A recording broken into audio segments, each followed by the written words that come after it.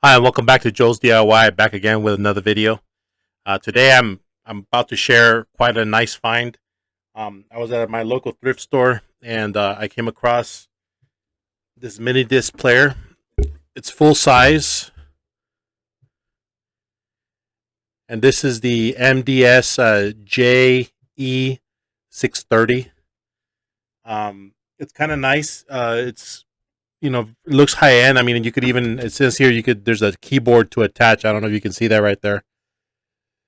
So it's some type of keyboard adjustment that allows you, I guess, to edit the tracks or whatnot.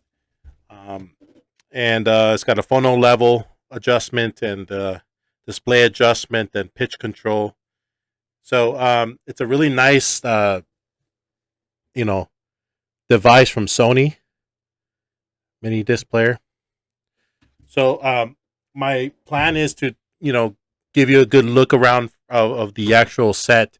I'll go over some specs, and then what I plan to do is record some music into the mini disc, and let you hear it with a direct feed into the PC. And then, as it's not going to be with the highest fidelity because YouTube, can somewhat obstruct the original sound. So you'll just have to be content with that. But I think it's a lot better than just me playing it on a speaker. So I hope that it might be good enough. So without further ado, let's go ahead and go over this device and go over some specs, and then we'll do the sound sample.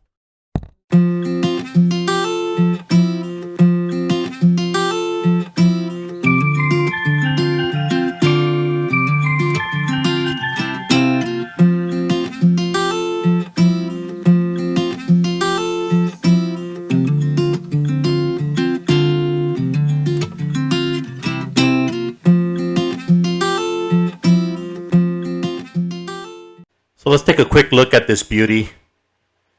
It's a very nice full-size mini disc player. It says 8-track DSP Type R. I've looked up online, and that's basically a type of compression that this recorder is capable of doing from audio.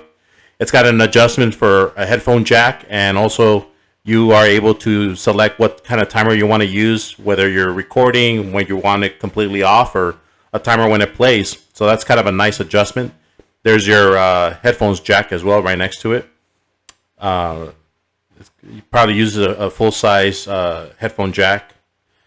It actually is capable or compatible with a keyboard that allows you to rename the tracks and basically input names on songs or stuff like that, or on a CD. It's got a timer button or a time button, pitch control. So I guess you're able to adjust the pitch, which is not very common for most CD recorders. You're able to scroll. You're able to display different levels and so forth. You got your typical AMS adjustment, which allows you to skip tracks. Those other buttons there would allow you to, like no and yes, would allow you to seal the mini disc player so that you're able to play it on other mini discs. You got your clear button that allows you, I guess, to delete a track. You got your typical record button, fast forward and rewind, play and pause, stop. You got different kinds of modes. It's capable of recording on mono or stereo. And you're also able to select different inputs. It's got optical, obviously, as an input, 2 optical inputs, and 1 analog, so that you can use your typical AV cables with an AV device like a turntable or cassette deck. So, plenty of options here, which is kind of nice. And before we take a look at the back of the device, we're going to take a look at some of the specs on Hi-Fi Engine. So this is the MDS-JE630. And apparently this was released in 1999, which is typical of this type of aesthetic, of this type of machine. It's got a 2-channel stereo, which is unusual these days. Usually you got 5-channel or 7-channel. So optical pickup, sample frequency 41.1 kilohertz. I'm not sure if that's any good or not. Frequency response 5 hertz to 20 kilohertz. Signal to noise ratio 98 decibels. Analog inputs 500 megavolts, millivolts. I'm not sure. 2-volt line for analog outputs. Digital inputs optical. Digital outputs optical. Here are the dimensions of the machine, and here it is in kilograms as far as the weight. I'm not sure how much that would be in pounds. You could probably look that up. It does come with the remote control. So, and the nice thing about Hi-Fi Engine is that you could always download the manual if you wish, and it's also got the service manual, which should be very helpful. So let's go ahead and take a look at the back of this machine. And as I mentioned before, you have your optical or digital optical inputs here, and you also have your analog line in and out.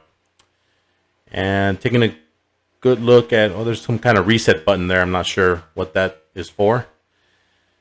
Let's good look at the label. And this was made in May of 1999, which makes this a little bit more than maybe 23 years old or something like that.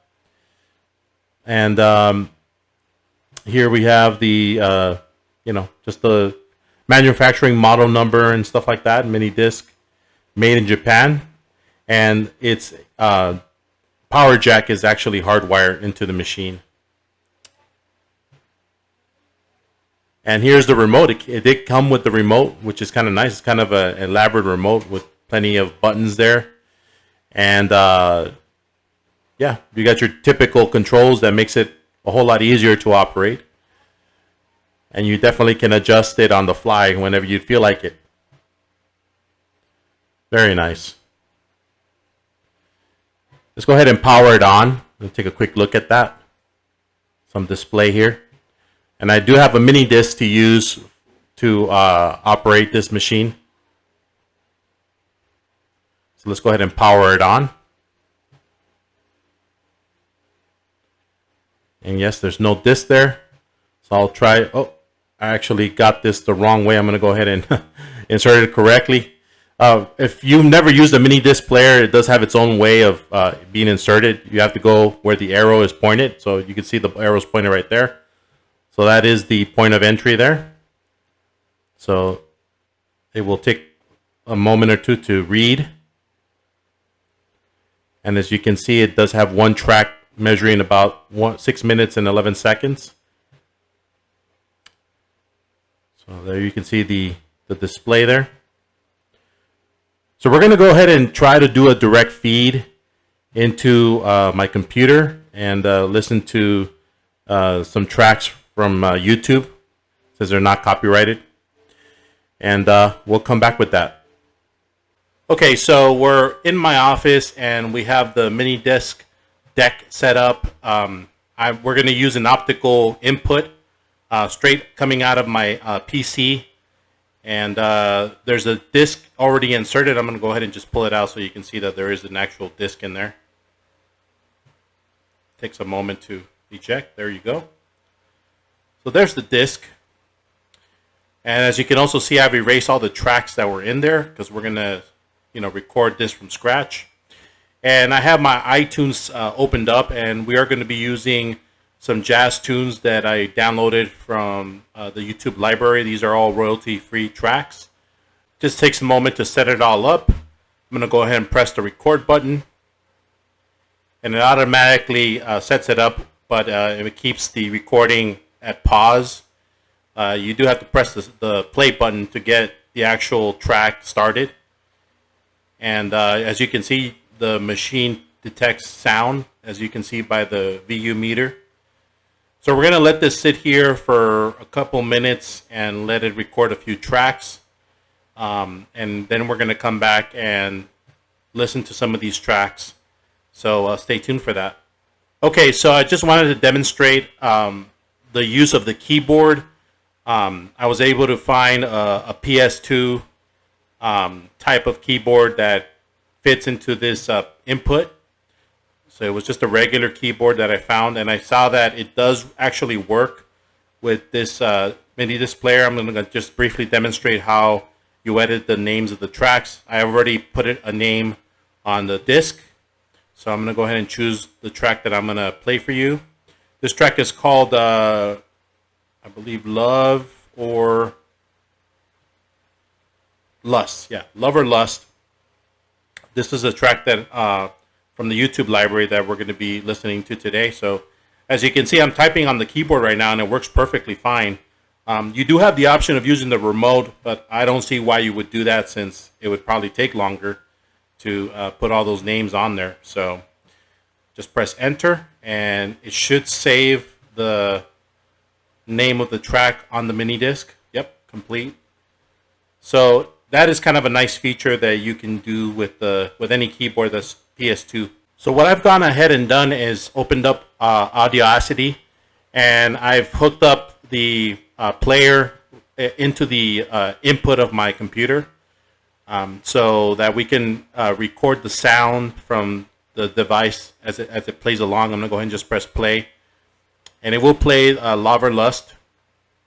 And it'll briefly move up to my screen so that you can actually see the frequency from the music. You can see the VU meter moving around. So we do get sound there, and it is recording it. So we're going to go ahead and just sit back and enjoy this track.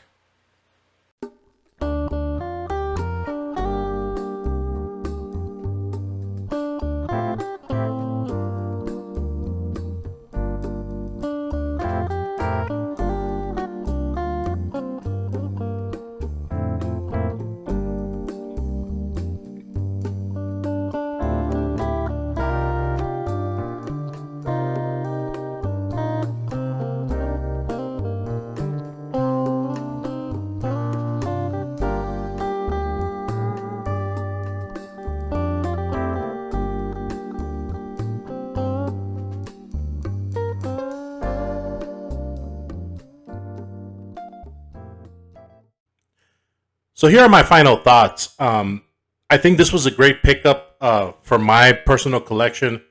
Would be the second mini disc player that I own, I just like the idea of being able to edit these tracks on a keyboard. It just makes everything so much easier.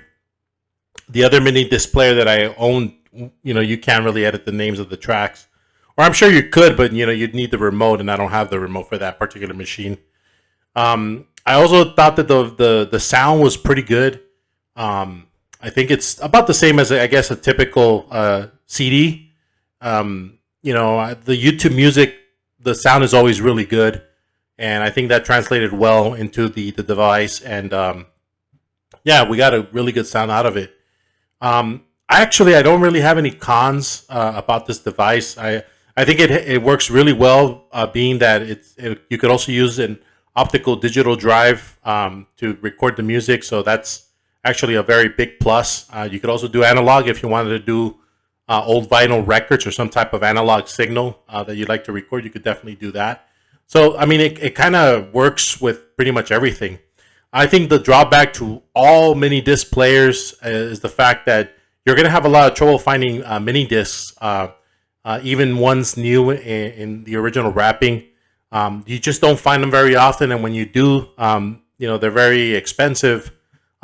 Usually, one mini disc might run you between $8 to $10 to $12, and I think some people that do like to record on mini discs usually get them used and in bulk, but then you're still talking about maybe $50 to $60 in for maybe 10 to 20 mini discs.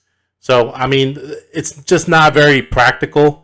And then also the fact that, if you don't have a portable mini disc player, it's kind of useless to have mini discs. It's just that, it wasn't a very popular format, and, didn't really last very long. So it doesn't really work very well for that application. But nonetheless, I think it's still a very nice quality of music, and, just interesting, and, kind of cool just to see it in action. Anyways, thank you so much for joining me today. I hope you enjoyed this video. I'm very appreciative of all the new subscriptions and all the new views. Thank you for supporting my channel. I will see you in the next video. I hope you enjoy it. Take care. Have a good one. Bye.